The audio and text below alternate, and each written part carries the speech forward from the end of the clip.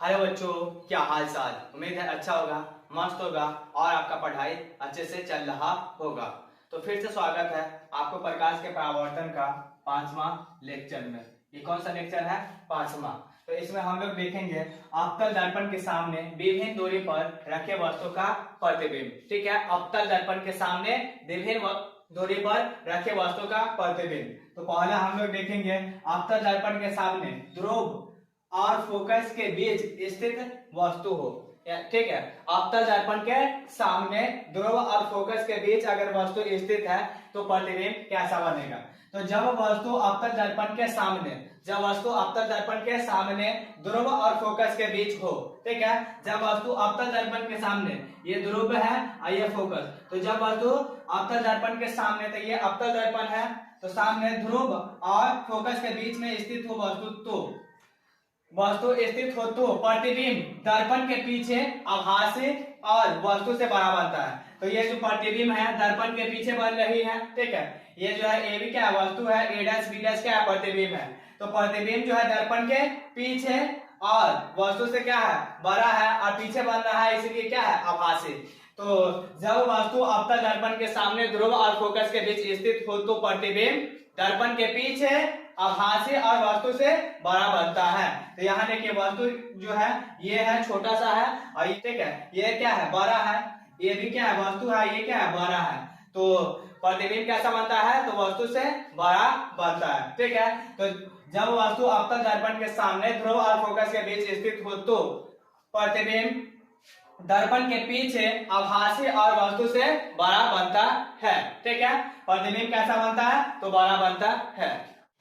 तो हम लोग पढ़ रहे थे अवतल दर्पण के सामने विभिन्न दूरी पर रखे वस्तु का प्रतिबिंब। तो जब वस्तु अवतल दर्पण के सामने फोकस पर स्थित हो तो इसका प्रतिबिंब कैसा होगा? तो जब वस्तु अवतल दर्पण के सामने फोकस पर स्थित हो तो जब वस्तु अवतल दर्पण के सामने फोकस पर स्थित हो तो प्रतिबिंब अनंत पर वास्तविक, उल्टा और वस्तु से बहुत बड़ा बनता है। जब वस्तु अवतल दर्पण के सामने फोकस पर स्थित हो तो प्रतिबिंब कहां पर बनता है? तो अनंत पर बनता है। कैसा बनता है? तो वास्तविक, उल्टा और वस्तु से बहुत बड़ा बनता है। जब वस्तु अवतल दर्पण के सामने फोकस पर स्थित हो तो प्रतिबिंब अनंत पर वास्तविक, उल्टा और वस्तु से बहुत बड़ा बनता है। तो ये Mn एक अवतल दर्पण है। Mn क्या है? एक अवतल दर्पण है। AB क्या है? AB वस्तु है जिसका प्रतिबिंब जो है अनंत पर बनेगा। ठीक है, कहां पे बनेगा? अनंत पर बनेगा। तो हम आगे देखते हैं तीसरा।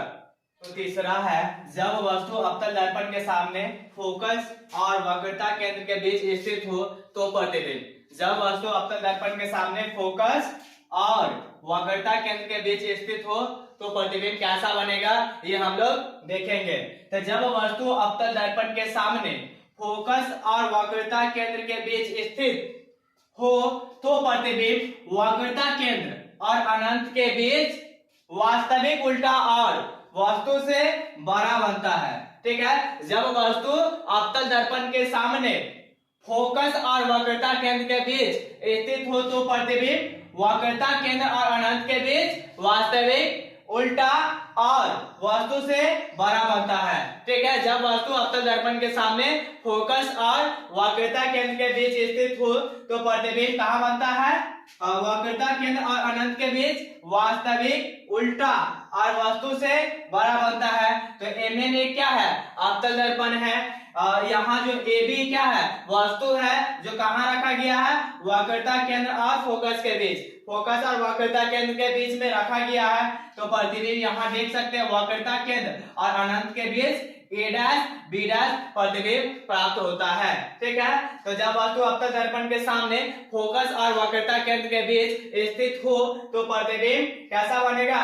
प्रतिबिंब जो है वो फोकस और वक्रता केंद्र के बीच में अगर वस्तु है तो प्रतिबिंब वक्रता केंद्र और अनंत के बीच वास्तविक, उल्टा और वस्तु से बड़ा बनता है। ठीक है, तो पांचवा है जब वस्तु अवतल दर्पण के सामने वक्रता केंद्र और अनंत के बीच स्थित हो तो। ठीक है, जब वस्तु अवतल दर्पण के सामने वक्रता केंद्र और अनंत के बीच स्थित हो तो जब वस्तु अवतल दर्पण के सामने वक्रता केंद्र और अनंत के बीच स्थित हो तो प्रतिबिंब वक्रता केंद्र और फोकस के बीच बनता है। कहाँ बनता है? वक्रता केंद्र और फोकस के बीच बनता है। वास्तविक उल्टा और वस्तु से क्या होता है? छोटा होता है। जब वस्तु अवतल दर्पण के सामने वक्रता केंद्र और अनंत के बीच स्थित हो तो प्रतिबिंब वक्रता केंद्र और फोकस के बीच कैसा? तो 6 नंबर है, जब वस्तु अवतल दर्पण के सामने अनंत पर स्थित हो तो, ठीक है, जब वस्तु अवतल दर्पण के सामने अनंत पर स्थित हो तो प्रतिबिंब फोकस पर वास्तविक उल्टा और वस्तु से बहुत छोटा बनता है। ठीक है, जब वस्तु अवतल दर्पण के सामने कहां पे स्थित हो? अनंत पर स्थित हो तो प्रतिबिंब कहां पे बनता है? फोकस पर बनता है। वास्तविक उल्टा और वस्तु से बहुत छोटा बनता है। ठीक है, जब वस्तु अनंत पर स्थित हो अवतल दर्पण के सामने तो प्रतिबिंब कहां बनता है? फोकस पर बनता है। कैसा होता है? तो वास्तविक और उल्टा वस्तु से क्या होता है? बहुत छोटा होता है। तो एमएन क्या है? एक अवतल दर्पण है, वस्तु जो है कहां पे है? अनंत पर है, प्रतिबिंब कहां पे बन रहा है? फोकस पर बन रहा है। ठीक है, जब वस्तु अवतल दर्पण के सामने अनंत पर स्थित हो तो प्रतिबिंब फोकस पर बनता है। ये कैसा होता है? वास्तविक उल्टा और वस्तु से बहुत छोटा बनता है। ठीक है, एमएन क्या है? एक अवतल दर्पण है, वस्तु कहाँ है? अनंत पर, प्रतिबिंब कहाँ पे बन रहा है? तो फोकस पर बन रहा है। तो आज हम लोग देखने वाले हैं अवतल दर्पण का उपयोग। अवतल दर्पण का 4 उपयोग होता है। कितना उपयोग होता है? 4 उपयोग होता है। ठीक है, पहला है वक्रता त्रिज्या वाले अवतल दर्पण का उपयोग हजामती दर्पण के रूप में दाढ़ी बनाने के लिए किया जाता है। ठीक है, 12 वक्रता त्रिज्या वाले अवतल दर्पण का उपयोग हजामती दर्पण के रूप में दाढ़ी बनाने के लिए किया जाता है। दूसरा उपयोग क्या है? तो अवतल दर्पण का उपयोग टॉर्च, सर्च लाइट तथा गाड़ी के हेडलाइट में उपयोग किया जाता है। ठीक है, दूसरा उपयोग क्या है? अवतल दर्पण का उपयोग टॉर्च, सर्च लाइट तथा गाड़ी के हेडलाइट में उपयोग किया जाता है। तीसरा उपयोग क्या है इसका?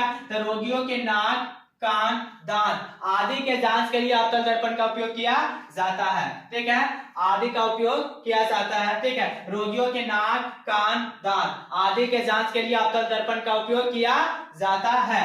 चौथा इसका क्या है उपयोग? तो सौर कुकर के रूप में अवतल दर्पण का उपयोग किया जाता है। किसमें किया जाता है? सौर कुकर के रूप में अवतल दर्पण का उपयोग किया जाता है। तो इसका अवतल दर्पण का कितना उपयोग है? 4 उपयोग है। पहला, वक्रता त्रिज्या वाले अवतल दर्पण का उपयोग हजामती दर्पण के रूप में दाढ़ी बनाने के लिए किया जाता है। दूसरा उपयोग क्या है? अवतल दर्पण का उपयोग टॉर्च, सर्च लाइट तथा गाड़ी के हेडलाइट में उपयोग किया जाता है। तीसरा इसका उपयोग क्या है? रोगियों के नाक, कान, दांत आदि के जांच के लिए अवतल दर्पण का उपयोग किया जाता है। चौथा इसका उपयोग क्या है? तो सौर कुकर के रूप में अवतल दर्पण का उपयोग किया जाता है। ठीक है, सौर कुकर के रूप में अवतल दर्पण का उपयोग किया जाता है।